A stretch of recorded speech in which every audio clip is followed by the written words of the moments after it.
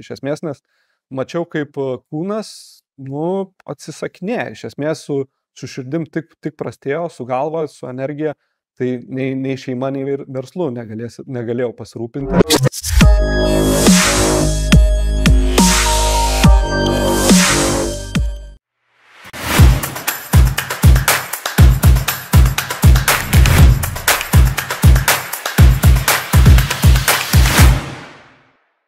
Šiandien laidoje tikras ekstremalas, kurio riba siaura linija tarp gyvenimo ir mirties, kuria vaikšto beveik kasdien. Susipažinkite. Two Wheels Empire elektrinių dviračių parduotuvės savininkas ir aistringas dviračių sporto entuziastas. Kas tie du ratai ir kokia imperija slypi už šio pavadinimo? Apie tai sužinosime pokalbio metu.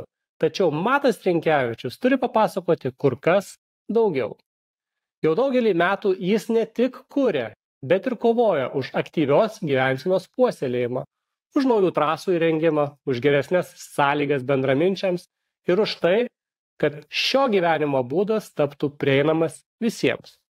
Pokalbį aptarsime, kokios taisyklės valdo šią ekstremalią veiklą, kiek jų yra rašytos, kiek nerašytos, kur susipina etika ir kokią svarbą turi saugumas. Kviečiu trumpam pasakojimų apie žmogų, kuris savo hobį pavertė pragyvenimo šaltiniu ir sukūrė bendruomenę, kurią stebint stingsta kraujas. Jie elektriniais dviračiais daro salto, tačiau Mato kelionėje netrūko išbandymų. Pandemija ir po jo sekęs miokarditas. Kaip tai pakeitė jo požiūrį į gyvenimą? Ir kokias naujas ribas privertė atrasti? Studijoje Matas Rinkevičius. Sveikas, Matai. Sveikas, labas. Malonu matyti tave šitoje studijoje. Ačiū, smagu būti. Tai buvai prisiploję su dvirku? Žinok, ne. Nekrentu, kažkodėl sekasi iki šiol, bet dabar nėra kur medžio tuk padaryti, tai dabar jau šį sezoną dėsiu. Bet neteko dar plotis. Vieną kartą, gal 16 metų su motociklu teko į mašiną įvažiuoti ir nuo to karto lygtai saugiai visai sekasi. Tai kiek traukia? Kiek traukia? Kiek eina, tiek traukia. Tai vis tiek maksimaliu greičiu kokiu važiavę su dvirku? Elektriniu dviračiu? Su dviračiu elektriniu, tai gal nuo kalno koks 6-7, toksai greitis, su motociklu, manau, kad daugiau elektrinių, o su paprastu dar daugiau. Ne Lietuvoje automanė. O klausyk, tai kur yra skirtumas tarp elektrinio dviračio ir elektrinio motociklo, nes jie dabar panašėja labai. Taip, tai yra iš esmės galios reikalas ir, aišku, vienas yra minamas, kitas yra su akceleratorium. Tai yra, vieni yra lengvesni ir tie patys dviračiai tik padeda motoras, o elektrinis motociklas, tai jų dabar jau keletas kategorijų. Tai ultralightai, itin lengvi ir jau normalūs tiesiog elektriniai motociklai. Bet tai yra tokių dviračių, tokių kaip ir dviračių, jie atrodo kaip dviračiai, bet iš tikrųjų neminami ir labiau motociklais galima vadinti. Jo. Kur čia kategorija? Labai silpnas tas skirtumas, iš esmės, ar yra akceleratorius, tai motociklas, o kur yra pedalai, tai yra dviratis.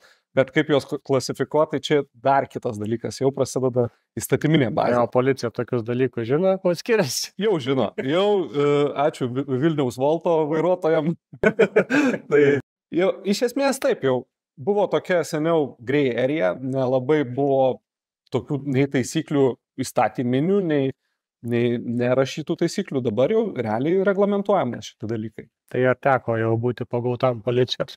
Man ne, važinėjau su registruojamu motociklu elektriniu dabar. Iki šiol dar turėjau ir sportinį, tai buvo dar tie reglamentai tokie ne iki galo, tai grey area, kaip vadinama, tai teko važinėti. Dabar jau einu link to, kad registruojami motociklai. Su dviračiais nėra problemų važinėti, kur nori, miškais ir taip toliau. Šiaip pirmai pristatymo metu pasakei, kad tarp gyvenimo ir mirties ant tos ribos, tai ne vien su dviračiais, čia ir su sveikatom, su kitais reikalais, kur pakalbėsim. Tai realybėje, kokiu maksimaliu greičiu galima važiuoti su elektriniu dviračiu? Su elektriniu dviračiu standartiškai jie važiuoja ant 25 km/h, bet jie gali važiuoti ir daugiau. Gali pasidaryti, kad dviratis važiuotų iki 45 km/h, kur tada jis tampa kaip ir lengvuoju mopedu. Bet čia pagal įstatymus, tarkim, Europoje yra vienoks greičio limitas, Amerikoje kitoks. Tai mes čia šnekam, kad legaliai tiek galima važiuoti, juk su minamu dviračiu galima įminkyti daugiau nei 50. Taip, tai iš esmės elektriniai dviračiai yra apriboti ES iki 25 km/h, bet tai yra nelogiškas toksai, nes tas dviratis tampa dar lėtesnis, tai yra būdų, kaip apeiti tos ir iš esmės dviratis tada važiuoja iki 45 km/h, kas yra vis dar saugu ir Gerai, bet pabandom įsivaizduoti realybėje, tai tarkim minamų dviračių, bet elektrinių. Tai aš minu ten sustabdoma, sako, čia tu ant 40 varai, o 25 galima, tik tu aš įmyniau. Įmyniai, taip, kai kurie dalykai nebūtinai, kas yra nelegalu, yra amoralu, nes, tiesiog tai yra nelogiškai. Būtų, tarkim, tas limitas, tarkim, 35 km/h. Niekas nedarytų kažkokių modifikacijų. Dabar, tiesiog yra taip, kad visi nori to šiek tiek didesnio greičio, bet tai yra vis dar saugus greitis, mano nuomonė. Kur su elektriniais dviračiais galima važiuoti? Su elektriniais dviračiais visiškai visur, apart eisme, nes tai yra neregistruojami dalykai, tai yra dviratis ar dviračių taku, ar miške, ar mieste, visiškai visur. Tai eisme negalima, tai gatvėse negalima važiuoti? Gatvėje bendriau gali su šalmu liemenė rodant posūkius rankom, šiaip gali. Tai toks yra irgi tokia grey area, kaip sakai, tai kur ta riba, kada gali dviračių taku važiuoti su elektriniu dviračiu, kada ne? Su elektriniu dviračiu gali vis atvažiuoti dviračių taku. Mano žiniomis. Nekalbu apie elektrinius motociklus, kurie jau tai yra daug didesnis greitis, didesnė galia. Tai čia jau yra įstatymiškai reglamentuojama kitaip. Bet ar neturėtų būti tiesiog žiūrimas greitis, o ne tipas? Tai pavyzdžiui, gerai, su elektriniu paspirtuku irgi tada galima važiuoti dviračių takais ar negalima? O šitų nesigilinau. Man atrodo, jie irgi turi būti reglamentuojamas greitis ir galia. Tai yra iki 25 km/h ir iki 1 kW, tai skaitosi elektrinė mikromobilumo priemonė. Jeigu yra virš, tada jau eina link mopedo į tą reglamentaciją. Tada jau prasideda, kad turi būtinai, dabar galvoju, dėl teisių nesu tikras, ar šitiem. Ne, greičiausiai nereikia. O tai apskritai su elektriniu paspirtuku gaudo policija? Apskritai, jie turi įrangą, kaip išmatuoti galingumą? Lietuvoje, kiek žinau, ne. Vokietijoje, ES jau matuoja galią ir greitį, tai yra mobilūs dinamometrai, bet Lietuvoje... Bet tai, kai pačią galią galima reguliuoti elektroniškai arba su visku, tai ką jie ten gali išmatuoti, jeigu uždėsi ant pirmo lygio, 25 traukia. Iš esmės taip, nes dažniausiai tai yra reguliuojama. Jeigu tu važiuoji dviračių taku, tu gali tą galią prisimažinti, įsijungti ar eco mode, ar mažesnę galią ir važiuoti to pačiu kilovatų ar ant 25 km/h, o kur važiuoji kažkur pievoje ar kažkur miške, kur yra saugu, tu gali pasididinti tą galią. Tai tas jų reglamentavimas labai panašus, toks, aš nepabijosiu to žodžio debiliškas, nes čia tas pats, kas sakyt, jeigu sportinė mašina galingesnė negu ten kažkiek kilovatų, tai reiškia, negalima ją važiuoti keliuose, tik tai trasose. Tai turbūt saugumas eismo turėtų priklausyti nuo realaus greičio. Taip. Gal geriau tegul jie šitas kameras greičio matavo dviračių takuose sudėlioja negu šiaip. Ar yra apskritai bendruomenė jau tokių, kad elektrinių dviračių entuziastų? Kūrėsi. Mes su Tools Empire ganėtinai kūrėm nuo seno tą bendruomenę pradžioje internete, dalinomės savo patirtimi apie dviračius. Pats buvau vienas toks pirmesnių entuziastų ir elektrinių dviračių, ir elektrinių motociklų. Tai šiuo metu jau yra tų važiuotojų jau ne šimtai, o tūkstančiai. Yra ir varžybos, ir elektrinių dviračių, ir elektrinių motociklų. Yra susitikimai, yra Facebooko grupės. Bendruomenė jau yra ganėtinai didelė. Bendruomenė yra kažkokios etikos taisyklės, kad visi maždaug laikytųsi, ar irgi? Pasakysiu taip. Dvi grupės. Dviratistai tai yra visiškai, kaip pasakyti, besimėgaujantis gamta, sportu ir panašiai. O elektrinių motociklų tai yra, ganėtinai tokia mėgstanti pahuliganavoti, mėgstanti biški ekstremalesnį tokį važiavimą. Ir ten biški kitaip yra. Iš tiesų, mes patys matom, kad mes tai yra, kas bendruomenė organizuojam ar kažkokius renginius, kad nėra kur važinėti. Tai tiesiog važinėja jaunimas ar tai gatvėmis, ar kažkur, kur, nėra iki galo jiem patiem ir kitiems saugu ar legalu net. Tai dabar darom tą, kad jau organizuojam ir varžybos, kad galėtų jie važiuoti, ir organizuojam, kad atsirastų Kaune trasos. Lietuvoje, iš esmės. Aš mačiau kelis reportažus, kur jau netgi iki teliko buvo, ar gal Facebook'e tik tai, kad ten kažkur jau su ronais, elektriniais dviračiais kažkur kažkas nepatenkinti, į pležą įvažiavo, ten chaosą kėlė, kas čia per buvo. Jo, žinau, kas... Čia pats? O ne. Aš ganėtinai jau atsisportavęs ir, kaip pasakyti, man tokių nereikia. Čia, manau, jaunimas, kas nepagalvoja. Tiesiog turi daiktą, kuris galingas, greitas, lengvas, jisai nėra pavojingas, toks kaip motociklas, kaip tarp dviračio, tarp motociklo. Bet ne visą turbūt pagalvoja, kur važiuoja. Tai čia jau tiesiog reikalinga daugiau bendruomenės edukacija ir, toksai, kaip pasakyti, suvokimas pačio vairuotojo, kas važiuoja, kaip važiuoti reikia ir kur važiuoti reikia. Nes gali ir pats užsigauti ir gali ir kitą užgauti. Ir ne visą tai yra net ir legalu, ir net moralu, taip kaip, tarkim, tam pleže buvo. Arba kur nors kokį reportažą išlenda, kai važiuoja Vilniui boltininkai ant vieno rato ten per raudoną. Tai toksai jau patys savo daro tokių, bet jeigu važiuoja susimažinę galę iki leistinos ribos ir greičio važiuoja šaligatviu, tai čia nematau aš problemos tame. Tai... Buvo jau kokių incidentų, kad realiai, su paspirtukais tai aš daug jau mačiau incidentų, partrenkė moterį, ten dar kas nors buvo, čia policijos girdėjai su dviračiais? Su dviračiais ir motociklais neteko. Buvo, kad keletas jaunimo, kas iš mūsų buvo įsigiję, išvažiavo į gatves su neregistruotais motociklais. Ir tiesiog turėjo problemų, nes važiuoja su neregistruojamu daiktu eisme. To negali daryti, nes tai yra motociklas. Tai mes skatinam pirkti registruojamus motociklus. Suroną vadinasi. Suronus, taip. Nes Suronas aš jau jį skaitau motociklas. Jis ultra lengvas, bet jis vis tiek motociklas. Jau jis nedviratis. Nes ten gaziuką duoda ir jis važiuoja. Kaip motoroleris, iš esmės gale gal panašus. Nėra problemų užregistruoti Suroną? Ne, visiškai. Tai yra, tik tai turi jis būti registruojamas iš karto, kaip perki. Nes yra dvi rūšys. Yra jų neregistruojami ir registruojami. Tai registruojami, kad eisme galėtų važiuoti nuo 15 metų. Tai jis ten su veidrodėliais, posūkiais, stabdžiai visi, jis pilnai kaip motoroleris. Gali, jeigu su automobiliu B kategoriją turi, gali tiesiog važiuoti eisme. O yra kiti neregistruojami, jie yra skirti, kaip sportui, bekeliai. Tai tiesiog... Tai ir jie reikia atsivežti iki trasos ir tada sėsti galima? Tai ar pieva, ar mišku, ar trasojo, tada jau taip, iš esmės. Tai šitie Lietuvos gamintojų dviračiai, jie paprastai neusiregistruoja?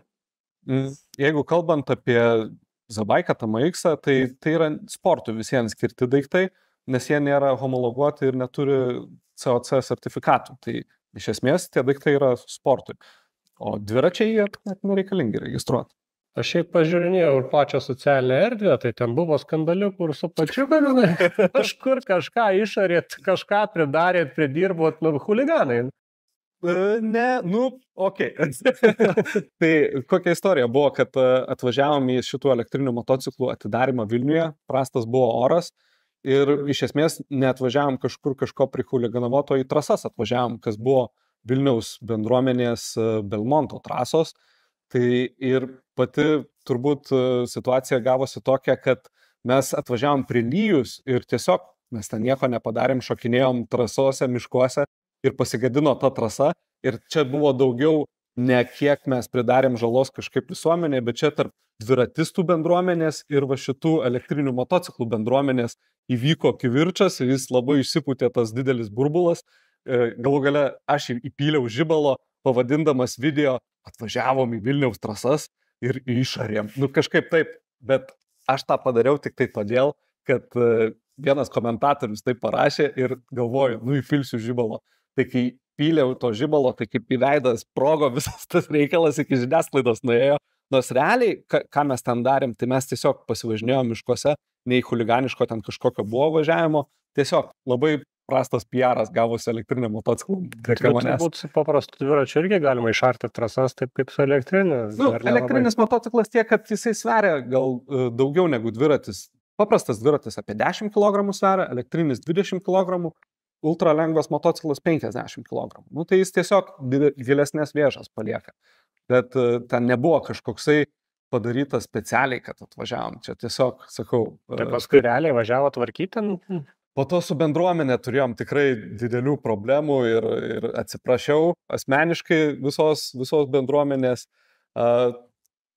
Buvau paprašęs, sakau, kai bus pavasarį laikas tvarkyti, pasikvieskit, atvyksim, bet kvietimų iš bendruomenės negavau, gavau baną iš bendruomenės dviratistų. Tai taip ir pasibaigė ir toliau perėjom labiau link motociklų. Tai gerai, ar yra tada realiai kur važinėti su tais elektriniais motociklais, elektriniais dviračiais? Netgi pagal Lietuvos įstatymus, net ir miškuose, tai nėra iki galo legalu. Tai turėtų būti arba privati erdvė, arba trasa. Tai šiuo metu tokių mes varžybų gal keletą per metus padarome, kur yra su leidimais ar uždarose trasose, bet šiuo metu nėra. Mes dirbame tą linkme, kad su Kauno savivaldybė bandom ir ant Kauno fortų ir bandom keletą vietų, kur tas padaryti legaliai trasas, bet tai yra bent 5 tarnybas turim praeiti, kai kurios sutinka, kai kurios nesutinka. Tai ieškom vietų, kur padaryti, kad būtų legalu, saugu jaunimui ir kas nori sportuoti, važinėti šitais dalykais. Tai yra vidinės ir lauko trasos. Vidinių apskritai negirdėjęs, kad kažkur būtų. Vidinių dabar mes irgi norėjom, radom net vienas patalpas ir svarstom apie tai, kad paleisti viduje, nes iš esmės su elektriniais motociklais kas gerai, kad gali viduje važiuoti trasoje ir nėra nei dūmų, nei garso, tai yra visai kitoks. Gali miesto centre daryti, irgi nėra, ar vakarais važinėti. Nu, toksai visai kitos erdvės atsidaro, bet dar šiuo metu nesam tokios trasos paleidę, bet dirbam tą linkme, kad atsirastų. Tai gerai, tai jeigu važiuoji su elektriniu motociklu, tarkim, ten eisme, neregistruotas, kokia bauda? Realiai, kai daiktas yra neregistruojamas, tai yra 70 eurų bauda turėtų būti. Jeigu tai yra pakartotinis, gali prieiti ir iki konfiskacijos motociklo, nes neturėtų važiuoti eisme. Tai toksai, šiaip rekomenduojam važiuoti ten, kur mažiausiai ne eisme. Tai yra miškai, pievos, trasos. O tokie žaislai apskritai įperkami?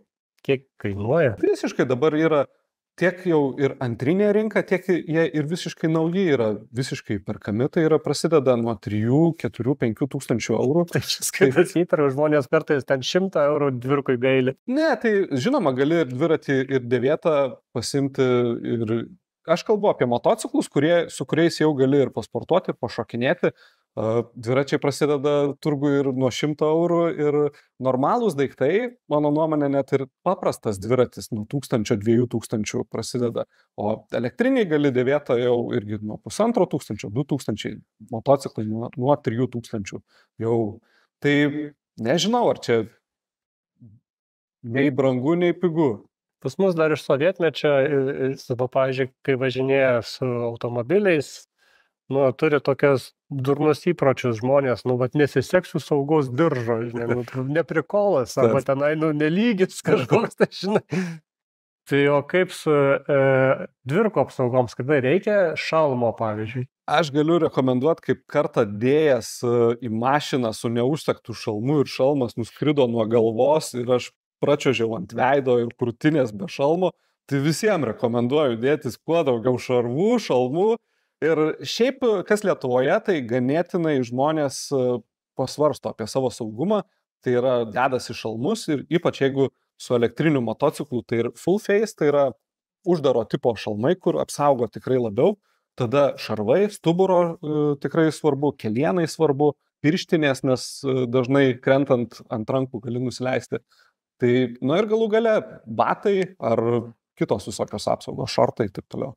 Bet legaliai, man atrodo, tarkim, tipo, jeigu važiuoji iki 25, ten va, tokia transporto priemonė, tai šalmas net neprivalomas. O man atrodo, kad dabar iš viso net ir dviratistam reikėtų ir šalmą, ir net liemenę, bet liemenės tai niekad nesu matęs ne vieno, kad važiuoja. Tas 25 toks apgaulingas greitis, atrodo lėtai, bet ten su 25 gali neblogai. Ai, gali ir nuo šaukštos ribos paskęsti. Šalmą visat reikia. Vienintelį šalmą tai būtinai. Dar toks momentas su elektriniais dviračiais, jiegi važiuoja be garso. Tai, ta prasme, tai nesukelia problemų su pėsčiaisiais, nes, ten, aš pats turiu elektrinį dviratį ir, pavyzdžiui, pas mane nėra pipsiukų, ar ten nereikia. Tai važiuoja, jeigu iš paskos dviračių to, kur reikia pip. Yra žodis, atsiprašau, praleiskite. Tai tiesiog, gal ir kai nėra garso ir aplinka taip pat labiau girdi, tai įsijungia ir klausa paties, kai vairuoji, tai nežinau, nėra, manau, kad problema visiems. O garsas aplinkiniam kažkoks yra, nes visiems padangos yra. Jos kleidžia garsą. O dabar į visą šitą elektrinių dviračių pasaulį, dėl ko? Kaip tave atvedė visą tai čia tipo žalias kursas? Ar... Okei. Šiaip visat buvau ir dviratistas, ir motociklistas. Nuo jaunystės mindavau, remontuodavau, pardavinėdavau, lenktyniaudavau. Ir su paprastais motociklais, benzininiais, ir esu ne kartą susprogdinęs motorą, ne kartą, ir kažkaip man tas labai atsibodo, nes tikrai gal 3 kartus motorus esu susprogdinęs motociklų, tai besportuojant ar ten greičių kokia dėžė. Ir vienu metu iš viso buvau atsitraukęs nuo motociklų ir grįžo pas mane elektrinis dviratis. Tai buvo naujiena tokia, kad dar buvo visiškai naujas dalykas, nebandytas ir supratau, kaip tai yra smagu. Ir tuo metu buvau grįžęs iš po savo laikotarpio tokio meditacijos, čia švaru, eko, viskas. Tai atrodė, kad labai čia įdomus, švarus toksai dalykas. Dabar jau kitaip, biški, ne iš eko gal pusės, bet iš esmės iš smagumo, iš lengvesnės priežiūros ir patogumo gal net. Tai ir metam einant vystėsi tos technologijos elektrinių dviračių ir motociklų, tai dabar tie motociklai iš esmės jau yra net pranašesni kai kuriais, o gal net ir daugeliu atveju už benzininius. Tai dabar... Tai šiemet buvai įsitraukęs jau? Gėda prisipažinti, ne. Nors šiaip... O praeitais metais? Kokius 7 metus be perstojo visas sezonas neužsidarė ir važiavau. Taip pat mėgsti pasivažiuoti, nes irgi būna šitą žaislą nusipirki ir paskui 2 kartus išvažiuoji per metus. Ne. Man tai iš viso, kai dar ir darbas, ir malonumas, ir hobis, ir sportas, tai pas mane visą laiką tie motociklai arba dviračiai yra judinami. Dabar tiesiog gal buvo periodas. Bet ar nėra riboto sezono visiems šitiem dalykams, nes apskritai oro sąlygos, tai kur tau ten palijo, tai prisiplot lengva, apsitaškai visas. Dar smagiau į mišką išvažiuoji, kai slidinėjai, ten visas toksai grįžti šlapės. Žiemą specialių padangų reikia, nes tai iš viso tenai... Su šipais arba važiuoji slidinėjai, arba iš tiesų buvom su motociklais ir ant varžybose Panemuniai. Ne Panemuniai, Plungiai, atsiprašau, biškis skiriasi. Buvom ir laimėjom tas pačias varžybas tarp motociklų su elektriniu motociklu. Tai iš esmės jie gali važiuoti kiaurus metus. Tai važinėjom, iš esmės netgi sezonas, sakyčiau, ir pavasarį, ir rudenį didesnis negu pačią vasarą. Vasarą per karštą yra važiuoti, o žiemą be problemų apsirengi ir leki. Yra kažkokia tai riba, nuo kelių metų rekomenduotum važiuoti dviračiais, elektriniais dviračiais. Gal reikia išskirti ar dviračiais, ar motociklais, bet net ir tos pačius motociklus, kai jau pasiekia vaikas ir 10-mečiai važiuoja ir iš esmės su tėvų priežiūra, sumažinta galia, yra saugu ganėtinai važiuoti.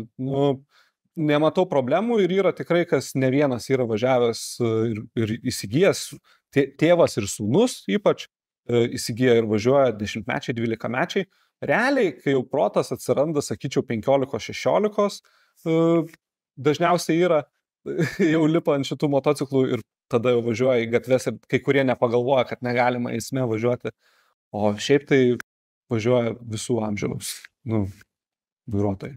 Pats turėjau vaikų. Turiu 3-metį, tai jau Irgi elektrinio. jau gavo pirmą mažą elektrinuką motocikliuką.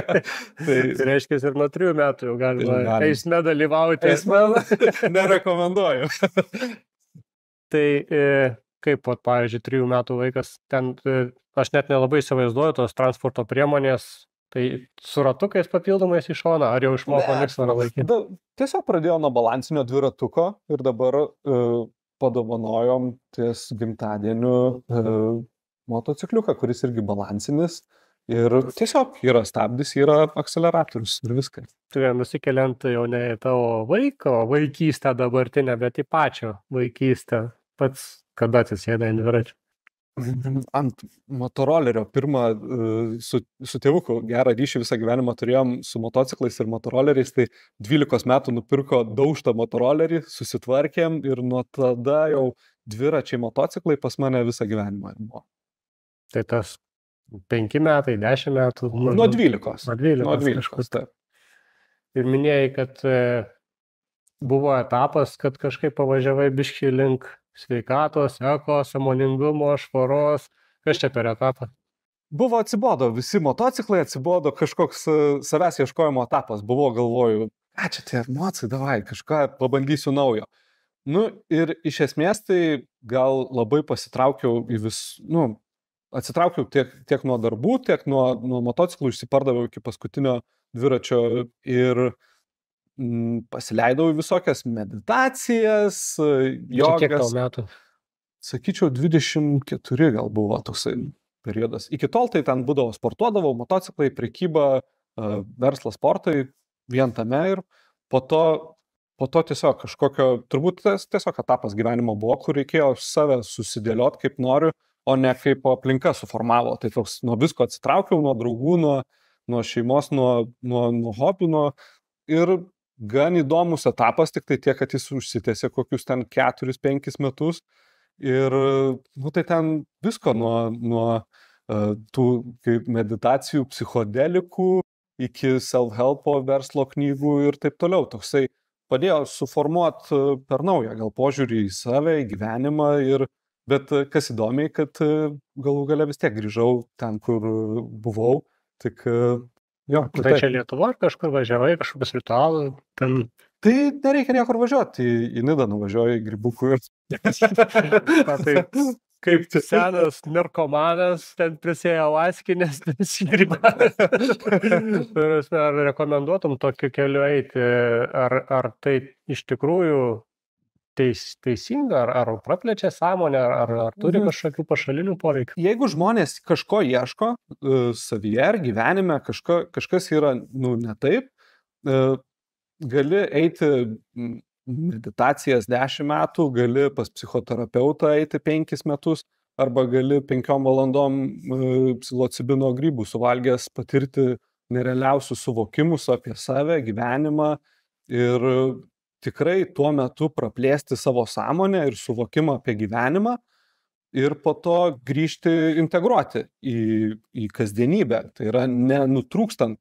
Aš gal tiesiog labiau pasinėriau į tą, nerekomenduočiau kiekvienam tokio kelio eiti, bet bent kartą gyvenime pabandyti tokį dalyką kaip psichodelika, ar tai yra grybai, kas dabar jau yra ir Kanadoje, Anglijoje jau daromi medicininiai tyrimai ir apie tai kalba, kaip tai yra naudinga žmogaus ir psichikai ir išgydomos ir depresijos, ir traumos, ir apskritai gyvenimo kokybė ir džiaugsmas ateina. Tai savo patirtimi, jeigu kažkam klaustų ar rekomenduoju, tai sakyčiau tai.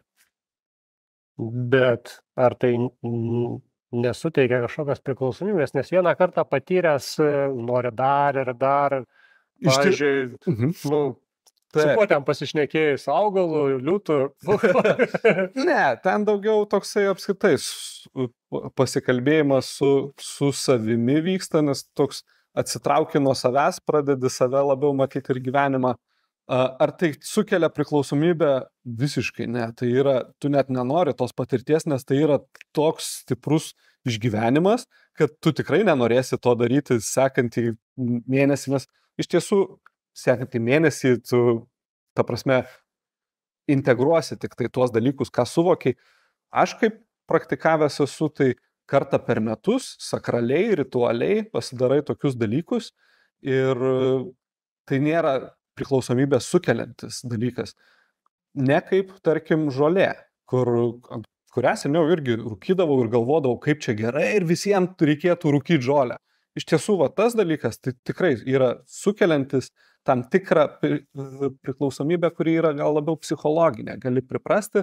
Tai šitas dalykas nebūtinai rekomenduočiau jaunimui, ar, jeigu jau žinai, ką darai, gali paeksperimentuoti, tai yra augalas, kuris irgi suteikia tam tikrų naudos, bet gali ir turėti ir nemalonių pasekmių, kai pripranti rūkyti ir po to tampi žolininku. Bet vat mano patirtis, kadangi mes susidurėme dažnai su šalutiniais poveikiais visokių tokių preparatų haliucinogeninių, tai tikrai žinau patirčių, kada ta priklausomybė žmonėms yra. Jinai galbūt irgi ne cheminiai substancijai, galbūt labiau psichologinė. Ir ta priklausomybė tokia, kad čia gavau atsakymą, dabar vakar gavau, tai ir šiandien norėčiau kažkokį gauti atsakymą, ir šiandien, ir tas nuveda labai toli. Kai Alanas Watsas sakė, if you got the message, hang up the phone. Tai kai išgirsti tą, ką reikia, kartai žmonės eina dažniausiai prasigydyti kažkokius, ar tai vaikystės traumas, ar kažką, kiti yra tie spiritual seekers, kur tai tampa jiem addictionu ir tikrai pradeda tuo gyventi, tai čia irgi yra kraštutinumas.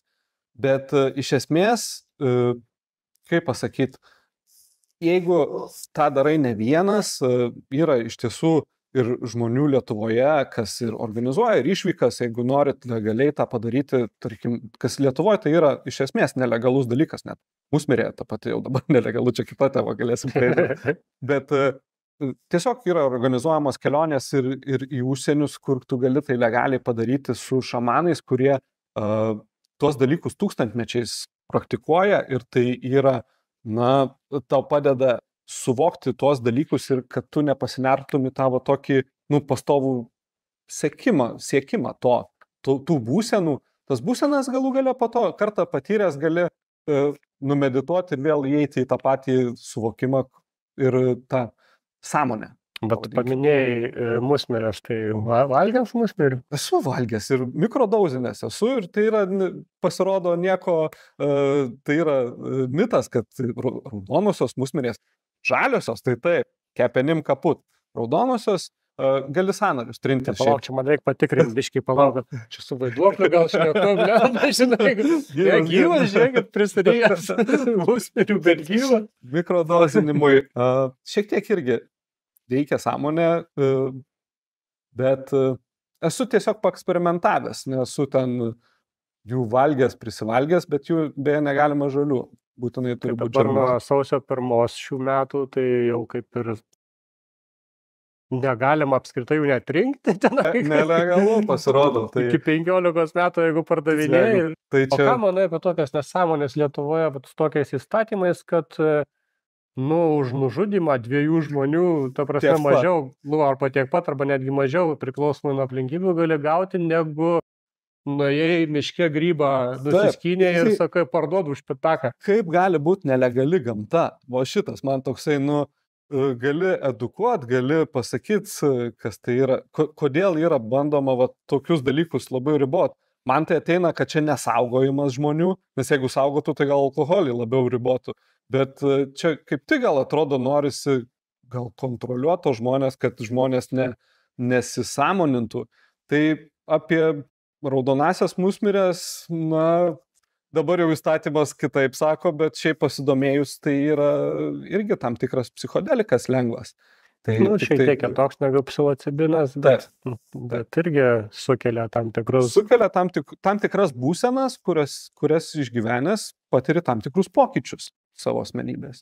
Tai iš viso šito experience'o savo, tai sugebėjai grįžti atgal prie elektrinių dviračių. Prie elektrinių dviračių yra dar toksai pasakymas: before enlightenment, chop wood carry water, after enlightenment, chop wood carry water.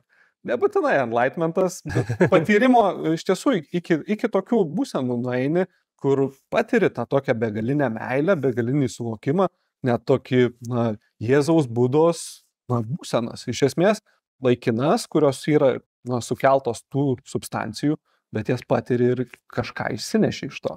Ar galima taip sakyti, kad hobis paskui staiga tapo verslu, kažkaip įmonė?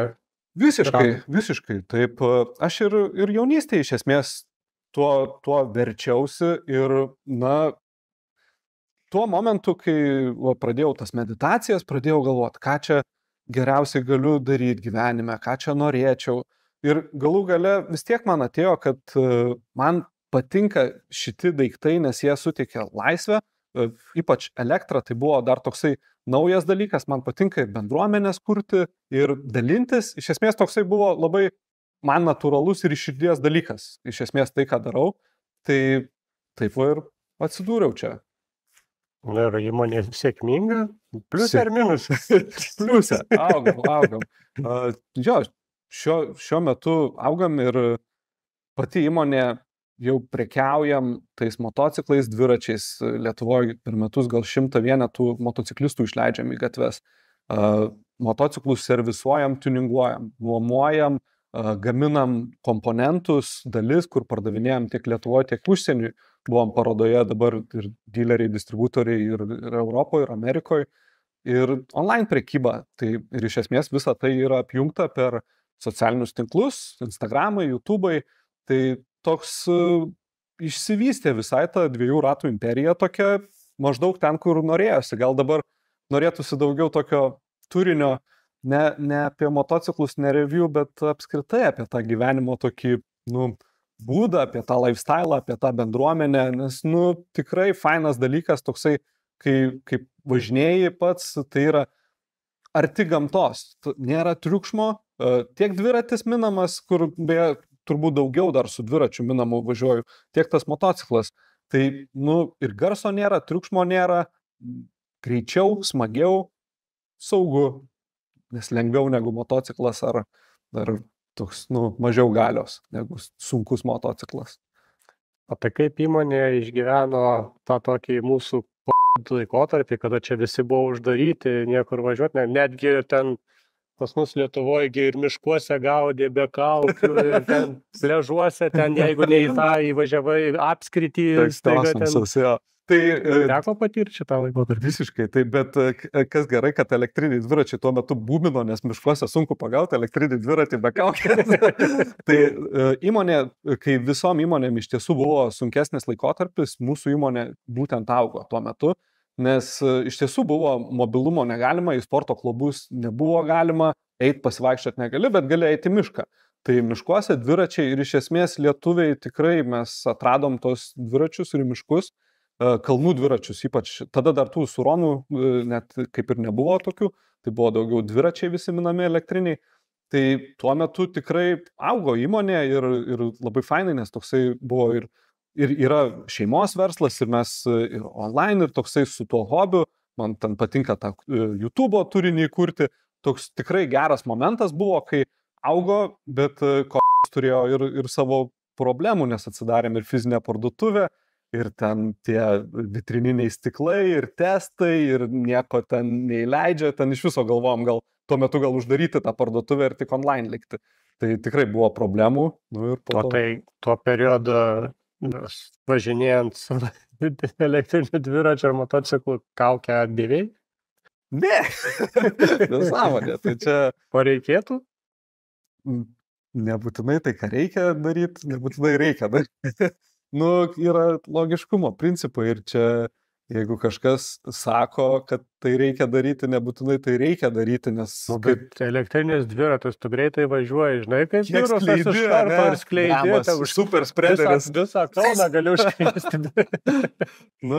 Jeigu taip, tai tada ir musmirės uždrausti.